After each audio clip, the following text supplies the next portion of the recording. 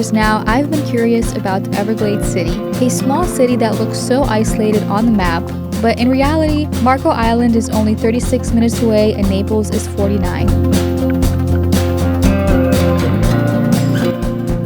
The area around Chokoloskee Bay, including the site of Everglades City, was occupied for thousands of years by Native Americans of Everglades culture who were absorbed by the Calusa shortly before the arrival of Spaniards in the New World. Spanish diseases and swords wiped out most of the Aboriginal inhabitants in the area and were replaced by the Seminoles who arrived from the north in the 1800s. American settlement began after the Civil War.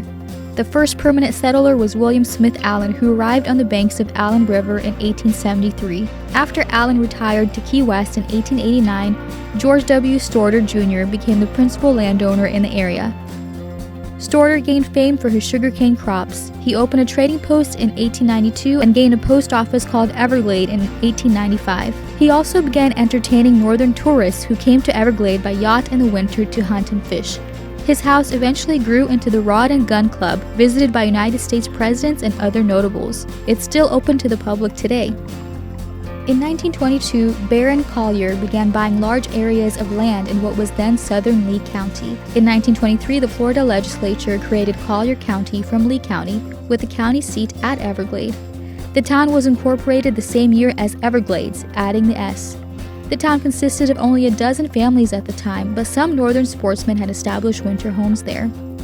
In 1960, the strong winds and coastal flooding of Hurricane Donna combined to destroy 153 homes in Collier County, as well as inflict major damage on 409 more. Everglades was hard hit, and 2 years later, Florida's legislature moved the county seat to East Naples, Florida. In 1965, the state legislature changed the town's name to Everglades City. In the 1970s and 80s, Everglades City and Chokoloskee became notorious for their trade in square grouper, a euphemism for bales of marijuana. Boats and airplanes were dropping it into mangroves in the 10,000 Islands, where it was picked up by locals and delivered all over the U.S. In the 1980s, during Ronald Reagan's war on drugs, a series of drug raids dubbed Operation Everglades sent dozens of residents to prison and resulted in the seizure of half the town's fishing fleet. A decade later, a ban on catching mullet and large nets stymied the commercial fishing economy in the town. And there were more hurricanes in 1992, Andrew, Wilma in 2005, Irma in 2017, and recently Hurricane Ian.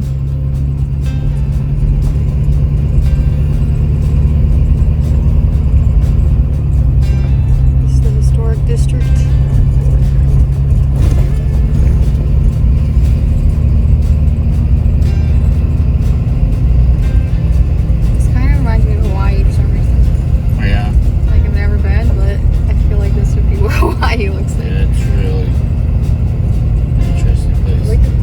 Today, Everglades City has a population of about 400 people. It is the western gateway to Everglades National Park and is also the launching point for amazing fishing in the 10,000 Islands. Anglers come from all around the world to cast for tarpon, snook, and redfish, all found in abundance in the mangroves estuaries leading out to the Gulf of Mexico. This is the road to the island. There's water on either side of us now, but you can't really see it because of the mangroves, the trees here.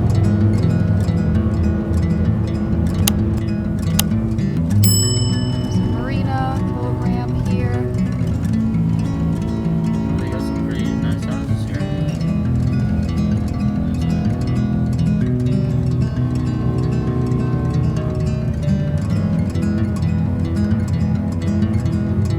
Everglades City is joined to Chokoloskee Island by a narrow causeway. Chokoloskee is actually a man-made island, not man-made in the way that you would think, bulldozers piling up dirt, shaping the land, but it started a couple thousand years ago as an oyster bar, visited by fishermen passing in their dugout canoes who left their discarded oyster and other shellfish shells behind. These accumulated over the years and were added to by blown and seaborne sand. Mangroves took root to build more land, and finally people moved there from other villages along the coast. These settlers gathered more shell as it accumulated and heaped it into the elaborate residential and ceremonial mounds and ridges that make the island.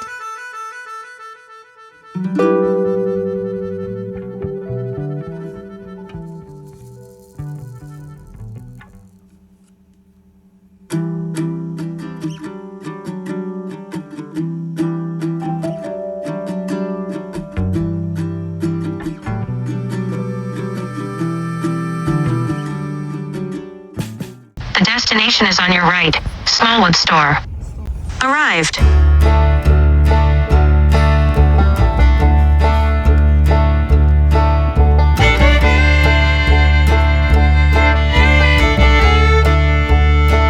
The historic Smallwood Store was built and founded in 1906 on Chokoloskee Island by Ted Smallwood, a pioneer in Collier County. The building served as store, post office, and trading post for the early settlers and Seminole Indians. Ted remained postmaster until his retirement in 1941. Road access to the island came in 1955. The store was placed on the National Register of Historic Places in 1974. Restoration of the store started in 1990. It is open 7 days a week from 10 to 5 from December through April and 11 to 5 from May through November.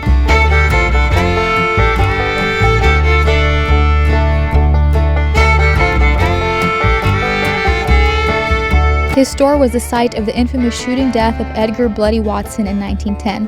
Edgar Watson was a pioneer who lived on Chatham Island south of Chokoloskee. He had been somewhat of an outlaw in Florida even before arriving in Chokoloskee Bay Country. He was a good farmer, but was suspected by the locals of many murders in the area. One day in 1910, a large crowd of armed citizens assembled at Smallwood Store and riddled him with bullets when he came to the store by boat.